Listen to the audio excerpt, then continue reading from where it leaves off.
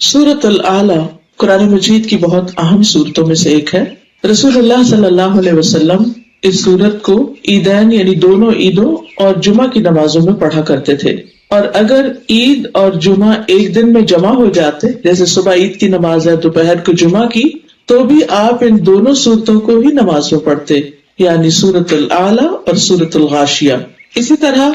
آپ نے یہ سورت ظہر کی نماز میں بھی پڑھی اور فجر کی نماز میں بھی، اور وتر کی پہلی رکعت میں آپ سبح اسم ربک الاعلی پڑھتے، اور اس کے بعد قل یا ایھا الکافرون، اور تیسری رکعت میں قل ھو اللہ احد۔ اس سے اندازہ ہوتا ہے کہ اس سورت کی کتنی زیادہ اہمیت ہے، یا اس میں جو میسج ہے ہم سب کے لیے وہ کتنا امپورٹنٹ ہے کہ آپ صلی اللہ علیہ وسلم اس کو بار بار ذکر کرتے ہیں، اس کو بار بار پڑھتے ہیں، اور خصوصاً بڑے اجتماعات میں، بڑی گیدرنگز میں، جیسے جمعہ کی گیدرنگ بڑی ہوتی ہے، عید کی بڑی ہوتی ہے۔ تو اسی طرح آپ صلی اللہ علیہ وسلم اس کے ساتھ سورۃ الغاشیہ جس میں آخرت کا بہت ذکر ہے اس کا ریمائنڈر دیا کرتے تھے۔ بار بار پڑھنے کا مطلب یہ ہے کہ انسان ان باتوں کو ہمیشہ یاد رکھے کہ انسان کی نیچر میں بھولنا، ایک چیز ایک وقت میں سوچتا ہے، پڑھتا ہے، جانتا ہے، سنتا ہے، اس کے دل پر اس کا اثر ہوتا ہے، پھر آہستہ آہستہ وہ کسی دوسری جگہ پر ہوتا ہے تو وہ پچھلی بات کا اثر ختم ہو جاتا ہے،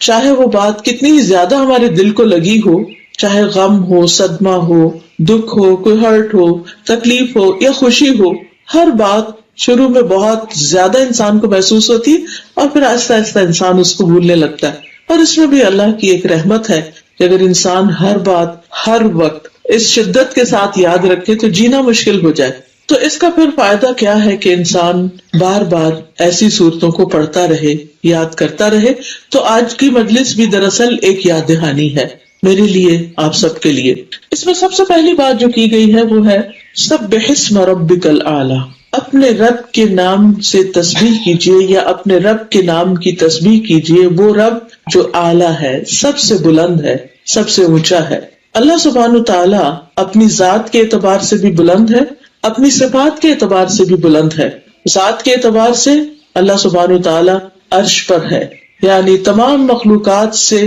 اوپر عرش ہے، اور عرش کے بھی اوپر ہے اللہ رب العزت۔ عام طور پر لوگ کہتے ہیں نا کہ اللہ سبحانہ تعالیٰ ہر چیز کے اندر ہے، وہ یہاں بھی ہے، وہاں درخت میں بھی ہے، اور سمندر میں بھی ہے، اور ادھر نہیں۔ اللہ سبحانہ تعالیٰ کی شان کے خلاف ہے یہ بات، اس کا ایک مقام ہے، ایک مرتبہ ہے، اور یہ ہماری فطرت میں بھی ہے۔ اگر ایک بچے سے بھی آپ پوچھیں کہ اللہ تعالیٰ کہاں ہے تو وہ فوراً اوپر کی بات کرے گا کہ اوپر، کیونکہ اللہ سبحانہ تعالیٰ کی ہماری زندگی میں جو اہمیت ہے، یا جو مقام ہے، جو قدر ہے، جو محبت ہے، تو ہم سب کیا چاہتے ہیں کہ جب بھی اس کے بارے میں سوچیں تو بلندی کے بارے میں، اونچائی کے بارے میں، اوپر ہونے کے بارے میں۔ سورۃ المؤمنون میں آتا ہے فَتَعَالَى اللَّهُ الْمَلِكُ الْحَقُّ لَا إِلَٰهَ إِلَّا هُوَ رَبُّ الْعَرْشِ الْكَرِيمِ، پس بہت بلند ہے اللہ جو سچا بادشاہ ہے، اس کے سوا کوئی معبود نہیں، عزت والے عرش کا رب ہے۔ پھر اسی طرح عرش کی بلندی کو اگر آپ دیکھیں تو یعنی اللہ سبحانہ تعالیٰ کی بلندی اور اس کے مقام کی بلندی کو دیکھنے کے لیے اگر ہم تھوڑا سا اس چیز کو دہرا لیں کہ ہمارے اوپر کی بلندیاں کتنی ہے، یعنی ہمارے اوپر کیا کچھ ہے۔ سب سے پہلے تو یہ کہ ہمیں آسمان نظر آتا ہے، اور یہ آسمان صرف ایک نہیں بلکہ 7 آسمان ہے جن کا ذکر سورۃ نوح میں بھی آتا ہے، خاص طور پر کہ یہ طباق ہے، ایک کے اوپر ایک ہے۔ الم تروا کیف خلق اللہ 7 سماوات طباقا، کیا تم دیکھتے نہیں کہ اللہ سبحانہ تعالیٰ نے کس طرح 7 آسمانوں کو اوپر نیچے پیدا کیا۔ طباق وہ چیز ہوتی ہے کہ جو ایک کے بعد ایک ہوتی ہے۔ اور پھر اللہ سبحانہ تعالیٰ غور و فکر کی بھی دعوت دیتے ہیں وَإِلَى السَّمَاءِ كَيْفَ رُفِعَتْ، اور دیکھو آسمان کی طرف کہ کیسے بلند کیا گیا، یعنی کتنا اونچا ہے۔ اور پھر ان 7 آسمانوں کے بعد جنت ہے، اور جنت کے 100 درجے ہیں، اور ہر درجے کا درمیانی فاصلہ، رسول اللہ صلی اللہ علیہ وسلم نے اس کے بارے میں فرمایا جنت میں 100 درجے ہیں، ہر 2 درجوں کے درمیان اتنا فاصلہ ہے جیسا کہ زمین اور آسمان کے درمیان کا فاصلہ۔ سبحان اللہ، یہاں سے ہمیں سب سے بلند ترین چیز جو نظر آتی ہے وہ آسمان ہے، تو جنت میں ایک درجے سے دوسرا درجہ۔ اچھا، دنیا میں بھی لوگوں کے درمیان درجے ہوتے ہیں، کوئی کسی مقام پر ہوتا ہے، کوئی کسی مقام پر، کبھی علم کے اعتبار سے، کبھی مال کے اعتبار سے، کبھی کسی اور چیز کے اعتبار سے، لیکن وہ درجے ان میں فرق بہت زیادہ نہیں ہوتا۔ मगर जन्नत में जो पहले दर्जे पर होगा उसमें और सिर्फ उसके नेक्स्ट लेवल में इतना ज्यादा फर्क है जितना जमीन से आसमान का फासला है। आप देखिए कि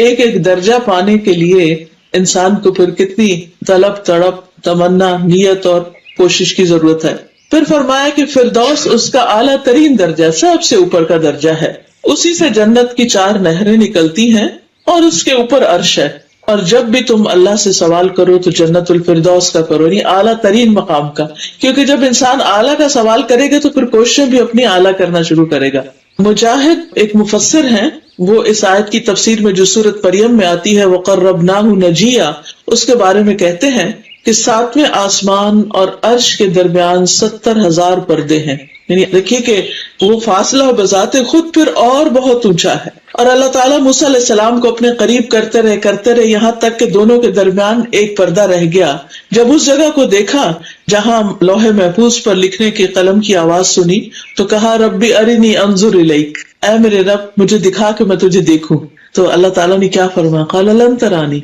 तुम मुझे हरगिज नहीं देख सकते, क्योंकि हिजाबुहु नूर, अल्लाह सुब्हानहु ताला का जो हिजाब है वो नूर है, और अगर वो हट जाए तो उसके जो चेहरे की सिर्फ एक किरण, या वो कहना चाहिए कि वो जो लाइट है वो